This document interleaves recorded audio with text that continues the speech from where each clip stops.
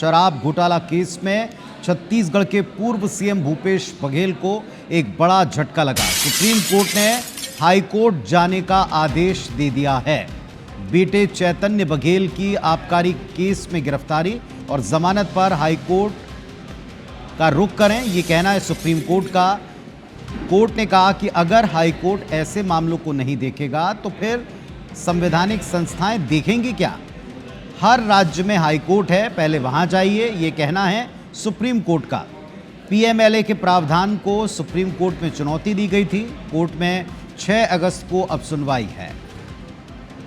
तो big breaking इस वक्त की आपको बता रहे हैं, ये बड़ा अपडेट है शराब घोटाले मामले में। हमने आपको जानकारी दी थी कि किस तरह से चैतन्य की गिरफ्तारी और जमानत पर अब हाईकोर्ट जाने के लिए कहा गया है सुप्रीम कोर्ट की तरफ से। बिग ब्रेकिंग इस वक्त की आपको बता रहे हैं, भूपेश बघेल को बड़ा झटका लगा। इससे पहले वो सुप्रीम कोर्ट गए हुए थे, पहले ही उन्हें गिरफ्तार ना किया जाए, हिरासत में ना लिया जाए, उसको लेकर के वो सुप्रीम कोर्ट की तरफ रुख किया था। लेकिन अब उन्होंने हाईकोर्ट जाने का आदेश दिया गया है सुप्रीम कोर्ट की तरफ से। चैतन्य की गिरफ्तारी और जमानत पर हाईकोर्ट जाएंगे। कोर्ट ने कहा है कि अगर हाईकोर्ट ऐसे मामलों को नहीं देखेगा तो फिर ऐसी संवैधानिक संस्थाएं क्या देखेंगी। और सीधे रुक कर लेते हैं दिल्ली का हमारे साथ संवाददाता सांभवी इस वक्त लाइव जुड़ चुकी है। सांभवी, और क्या कुछ कहा गया है सुप्रीम कोर्ट की तरफ से और कितना बड़ा झटका इससे पूर्व सीएम भूपेश बघेल के लिए माना जाए?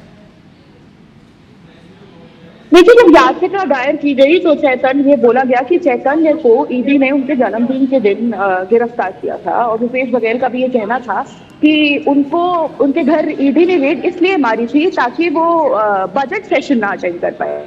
और सीनियर एडवोकेट सिंघवी ने ये भी तर्क दिया कि कैसे बिना मजिस्ट्रेट की परमिशन के चार्जशीट फाइल की जा रही है। ऑलरेडी एक रिट पिटीशन है जो सुप्रीम कोर्ट में पेंडिंग है। और कपिल सिब्बल ने भी ये बात कही कि कैसे ईडी पुलिस नहीं है, ईडी कैसे बिना कोर्ट के परमिशन के इन्वेस्टिगेट कर सकती है, जांच कर सकती है या गिरफ्तार कर सकती है। जिसपे कोर्ट ने कहा कि नए कानून के तहत ईडी को परमिशन की जरूरत एक बार ट्रायल शुरू होने के बाद ही है। जिसमें सुप्रीम कोर्ट ने कहा कि ये सब मामले स्पेशल कोर्ट या हाई कोर्ट में सुने जाने चाहिए और उनको ये अलाउ किया कि आप एक नई रिट पिटीशन फाइल करिए जिसमें आप पीएमएलए के जो कुछ धाराएं हैं उसकी कॉन्स्टिट्यूशनलिटी यानी संवैधानिकता को क्वेश्चन करिए और फिर अपना तर्क आप हाई कोर्ट में दीजिए। और अब इसकी अगली सुनवाई जो है वो 6 अगस्त की रखी गई है। ठीक है, लेकिन सांभवी इसके साथ ही सुप्रीम कोर्ट ने हाईकोर्ट से मामले को शीघ्र निपटाने के भी निर्देश दिए हैं कि और इसके साथ जो संवैधानिक संस्थाओं पर यहाँ पर टिप्पणी की गई है तो उसको देखने के बाद लगता है क्या कि इस पूरे जांच के दायरे का अब रुख भी बदलता हुआ नजर आएगा?